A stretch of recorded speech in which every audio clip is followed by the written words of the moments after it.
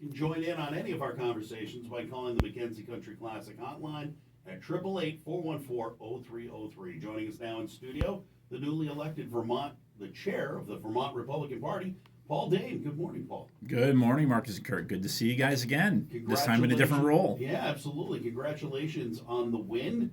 And let me first ask. I mean, once it was announced that you were selected as chair, what was the feeling that you had inside? It was exciting. It was one of the most fun reorganizations I've been to in a long time. We elected a new chair. We also elected a new vice chair, and so we've got two young Republicans at the top of the leadership in the Vermont Republican Party, and I think that's one of the things I'm excited about. One of the things I had talked about when I first got involved on the executive committee is that there's opportunities for young people in the Republican Party. And the institutional knowledge hasn't changed either, because Deb Bilodeau may have stepped down from her role as chair, but she was also nominated, and then elected as treasurer, so she's still part of the inner circle. That's right. So Deb's name is still on the checking account, so she's going to help me make sure that we don't fumble the ball here on the finances, and I'm going to be ready. We'll have a meeting in December where we'll do a budget proposal, so Deb's got all that background knowledge on the details, and we'll have a smooth transition. And Paul, what are the names of the two people you just said, the young people that have taken the other positions? What are the names? Yes, so Representative Samantha LaFave, who is a new freshman legislator from the town of Orange, and she's got other towns in that district. I don't know what they all are. We also have Michael Valdez, who is somebody just got involved from Lamoille County. He got elected as at-large for our executive committee. And then we also still have Representative Casey Tooth, who is one of the House Republican Caucus designees. So we've got 4 young people under 40 on the executive committee. And can you give us the correct vote tally? I understand that it was the number that was reported in one of the press outlets was not correct. Yes, I don't have it written in front of me, but my memory was it was 57 to 25 for my race. Okay. And Paul, can you talk a little bit about, I saw a string of emails that there were some attacks going out on you in attempting to get your opponent elected, Jim Sexton. Some were saying, Paul is actually a member of the Libertarian Party. He walked out on President Trump's nomination. Can you respond to some of this? I saw a string of emails where people were desperately trying to get your opponent elected. Yeah, I've never been part of the Libertarian Party. I don't know where that came from. The Trump thing is not true either. I was a delegate to the convention in 2016. We didn't have a convention in 2020 because of COVID. And what happened is I was not a big Trump supporter, but I didn't begrudge anyone who was. And when it came time for Trump to accept the nomination, we had other people who were alternates who had seats up in the nosebleed section. And I just thought, I got to go home. Whatever happens at this national convention, we got to go home and we got to work together and elect Republicans in Vermont. And so I gave my floor ticket to somebody that really wanted to see Trump. So we swapped, and I put myself up in the nosebleed section, gave somebody else that better seat. So it wasn't a walkout. No. Some were attempting to characterize that. No, not at all. Is this reflective, though, of the rift that's in the Republican Party, not just nationally, but here locally, which seems to want to take it in slightly different directions, because we've got terms out there, Trump Republicans versus Scott Republicans.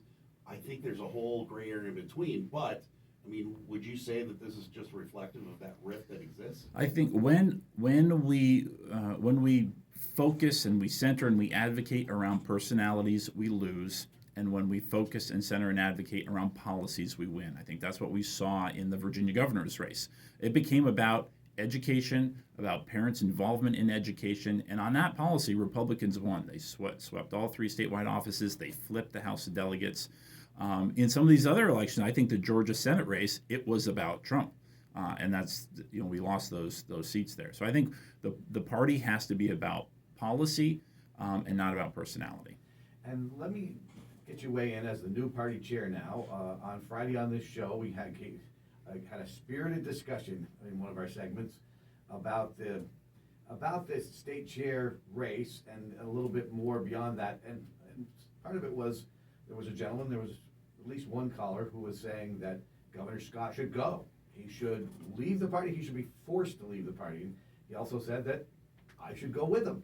And I think there was a general feeling that, we gotta rid ourselves of any, what they call rhinos. What is your thought as a new party chair of that, and how do you bridge the divide about what Marcus just talked about, which is these two camps that appear to be really at odds with each other? How do you bridge that divide and get everybody working on the same page? Yeah, I think, again, it goes back to policy. My job is to grow the party, to win more seats, to get a Republican majority in the House and the Senate, and get Republican statewide officers. It is literally the opposite of my job to have fewer Republicans to do that with. So when I was working on candidate recruitment last year, I recruited and welcomed and encouraged and trained everyone. I had one person who told me, I hate Trump, I love Phil Scott, and I'm going to run that way. And I said, that's fine. You got to do what you do to represent your district. And I had people on the exact opposite that said, I hate Phil Scott and I love Donald Trump. And I said, when you guys get to the House and you're voting on the actual things, you're going to agree almost every time. And I think that's why I say get back to policies, get away from personalities. That will unify the party. Let's go to the phone lines. Good morning. You're on with Paul Dane, Vermont Republican Chair. Morning.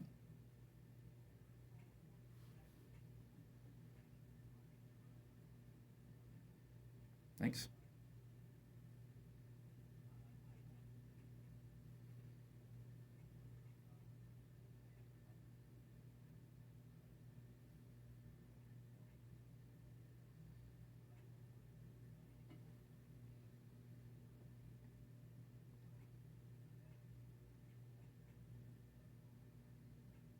All right, thanks. Yeah, we had a lot of fun too.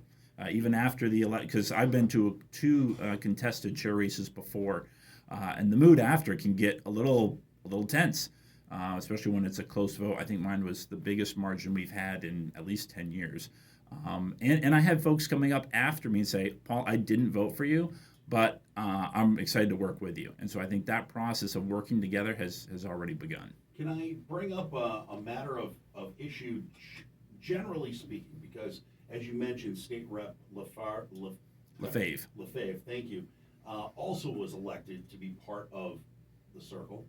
That being said, one of the comments that's quoted in the article in VT Digger seems to really draw a line between agriculture and the rest, which, maybe I'm reading between the lines, but it really does feel like we don't want outsiders, so stop coming to Vermont. And at the same time, we don't want any more city sprawl. So then we get into this fight between Chittenden County potentially and the rest of the state. And I'm just wondering what your feelings are on that, because the statement does sound a little exclusionary versus, as we just spoke, trying to include more people into the party, even here in Chittenden County, where I know it's a struggle for the Republicans to win. Yeah, I think at the heart of that comment is the idea that a lot of folks that live in rural Vermont feel like they've been left behind. The weight in Montpelier, the focus of Montpelier tends to be on that Burlington to Montpelier corridor. And so sometimes we get a lot of policies that help folks in urban and suburban areas, and some of the rural people get left behind. I mean, I grew up on a dairy farm. That dairy farm doesn't exist anymore. When I grew up, there were 3 dairy farms in Brandon. I don't think any of them are there anymore. So meanwhile, there's growth in Chittenden County and in these more developed areas. Does the Republican Party support for instance, milk subsidies? Well, we don't have anything that detailed in our platform right now, but we will be going through the process of creating a new platform. I'll be appointing a few people on those committees. Each county has already elected a representative there, so we'll have more information about that process starting in January. Paul, let me ask you delve a little bit further into how you're going to perceive your role as chair of the party now. You've been a state representative and you've been involved as political director, so you know the lay of the land. But there were people in the party who loved Deb Bilodeau, thought she did a great job. I think everybody acknowledged that she worked hard. I think that seems to be universal. Deb worked very hard. But there were some people, some legislators and others who were very critical of Deb, thinking that she focused too much on national politics, and that wasn't necessarily conducive to helping Republicans win. How will you navigate that? Yeah, I don't envy being chair while Deb was chair. She had a lot of things thrown at her that hopefully I'll be able to avoid. But I do think the focus is on Vermont. I mean, when I ran for House Rep, the focus was on my district in Essex Junction. And when we focus local, every Republican I know who's an incumbent who's been there for a while wins because the people in the community know that they support that community. They're connected to that community. They're involved in that community. And I think, certainly as we get ready to gear up for the campaign next year, that's going to be my focus on things mostly here in Vermont. We're talking this morning to Paul Dane. He is the newly elected chair of the Vermont State Republican Committee. If you have a question for Chairman Dane, give us a call. 888, the Mackenzie Country Classic Hotline's open, 888-414-0303. If you have a question for Paul, give us a call now. Paul, you have an event you'd like to announce? Yes, yeah. I think one of the things that made the event on Saturday exciting is I've been working on an event. One of the funny things, or not funny things, but one of the big contrasts we have between Republicans and Democrats is it feels like Democrats just don't have any fun, right? The world's going to end in 12 years. Everybody's a racist. It's just a very dour outlook. So we're going to have some fun. And this Saturday, we're going to go to my hometown of Brandon, Vermont. And we are going to have a Let's Go Brandon rally in Brandon, Vermont. So I'm working with a local print shop in the Brandon area. We've got hats, T-shirts, and I've got a stack of bumper stickers. I started out with 50 on Saturday, and I think I've got about 15 left here.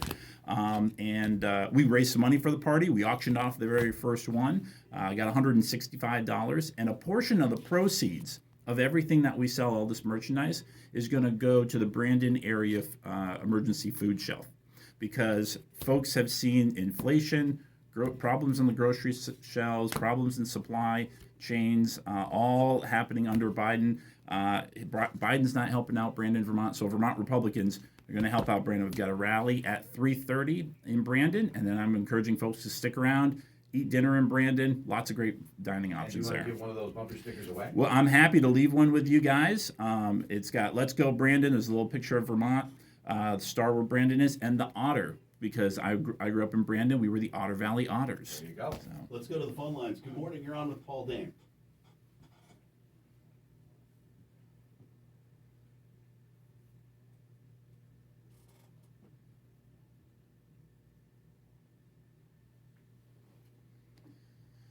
I wouldn't. I mean, I don't know. Wait, Go ahead. Go ahead, finish.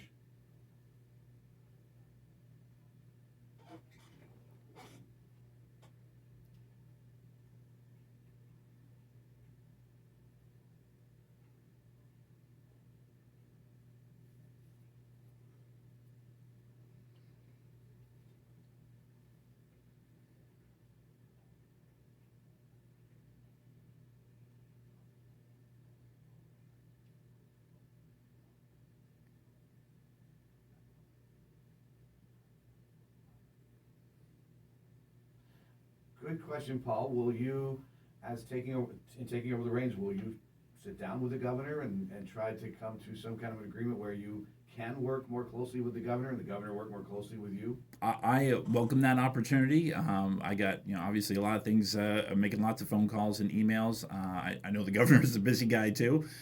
So I am happy to talk. I'm in touch with Jason Malucci from his office. He's been part of our executive committee this whole time. As well. So if the governor is interested, I'm interested because I think we're going to win more seats. He wants to be able to sustain his veto, and I want to help him do that. Now, there's a potential, and we've been talking about it for a little while here, because we don't know the decision yet from Senator Patrick Leahy. I assume that in that particular regard, you're also got some thoughts, plans, something in regards to who the Republican might be that would run for said office. Yeah, I think there's a couple people. You know, it's a little bit early for some of those kinds of announcements now. I'm I just took over on Saturday, so I haven't had those conversations. Maybe Deb has. I'm sure she'll fill me in. Okay, let's go. Oh, phone call's gone. Go ahead, Kurt. Let me ask you in regard to the rally. Let's Go Brandon rally. You got a bumper sticker. Somebody wants to call in. You can give a bumper sticker away right now. I have been contacted by a couple of people who have said they think the whole Let's Go Brandon rally is hateful. And even a state rep has sent me a text this morning saying, "Really? They're doing a Let's Go Brandon rally?" Respond to that, please. Is the thought that this is really a hateful thing, because we know, of course, what Let's Go Brandon, what the meaning behind that is. Well, I think that's the great thing about Let's Go Brandon is it's been repurposed. We took something vulgar and inappropriate and kind of had fun with it, and that's what we're trying to do, and have a positive local impact. Like I said, we're going to be donating to the Brandon Area Emergency Food Shelf and trying to get folks to go to Brandon. It's an excuse to go to Brandon, my hometown, spend some money, and help them out. So the message is not just that we're saying bleep you, Joe Biden, but it's more having fun with it. Yeah, it's trying to take something negative and make it into a positive that's actually productive and helpful and people can get behind. Let's go back to the phone lines. Good morning, you're on with Paul Dame. Thank you.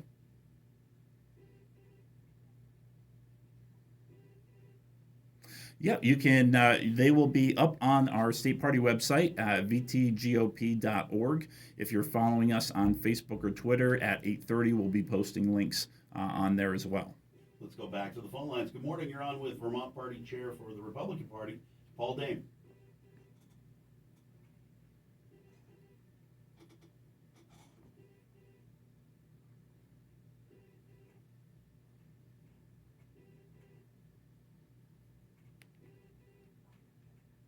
Yeah, I'm ready to get to work with our executive committee. I'm going to be reaching out to them this week and putting together a plan. Part of it is just kind of let's do a fair assessment of where we are, where we need to go, and what are the gaps we have to get there. I think part of what I'm hoping to do, I started this process as political director, getting together with the House Legislative Caucus and find out what are the 2 or 3 issues our House Republicans are 100% on board with, that they're going to be advocating for, they're going to be pushing forward, and then how can the party support that and use that messaging to bring more people into the party. Paul, do you think that how do you raise the funds necessary? Because that is so important, is to have the necessary funding for the party to hire a team, to be able to give the help to candidates that they need. Do you think you'll be able to, and what kind of a goal do you have in fundraising? Yeah, I haven't set a goal exactly yet. I think that'll be coming in the next month here as we get ready for the budget process. But it's going to be reaching out to folks who have kind of been on the sidelines for a while, and I'm willing to do that, to make those phone calls, have those meetings, both on the larger donor side, but also getting more people involved. I think Bernie Sanders has done a good job of getting folks in on those small dollar donations, and I think we can do the same thing as well. As we're showing people that we're out there, we're active, we're trying to have some fun, but we're also trying to win some races next year. Why do you think people have been sitting on the sideline? I think everybody's got their own reasons, and sometimes they're the exact opposite. We've got some folks on the sidelines because they weren't happy with Phil Scott. Some folks are on the sidelines because they weren't happy with Trump, and that's why my goal is to say, the Vermont Republican Party, as we get into this next legislative session, is going to be focused on 2 or 3 main legislative priorities, and I'm going to let our House leadership help inform that process. Back to the phone lines. Good morning, you're on with Paul Dame.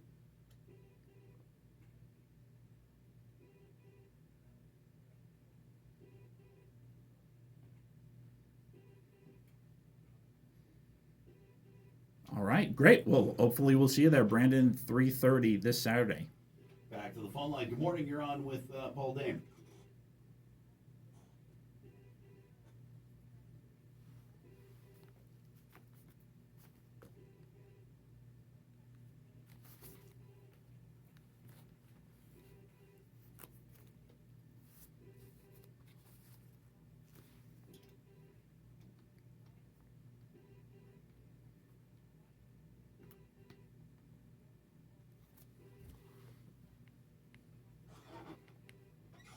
Yeah, that's a great question. I think the Republican Party is a place for young people because I'm a millennial. I'm 39. I've grown up with increasing choice my whole life. When I was in elementary school, we had 3 TV channels. When I was a teenager, we had about 100, and now my kids watch thousands, maybe millions of channels on YouTube. So there has been more choice, more freedom for people my age, and the Democrats have one solution. It's one size fits all. It's mandates. It's restrictions. The Republican Party is the party that advocates for freedom and giving people, trusting people to trusting the free market, trusting people to make their own decisions. And I think that's why it's a great home for young people. Newly elected Vermont Republican Party Chair, Paul Dame, thank you so much for being in studio this morning. All right. Thank you guys for having me. Thanks, All right. Paul. It's time for us to take a break, check in on news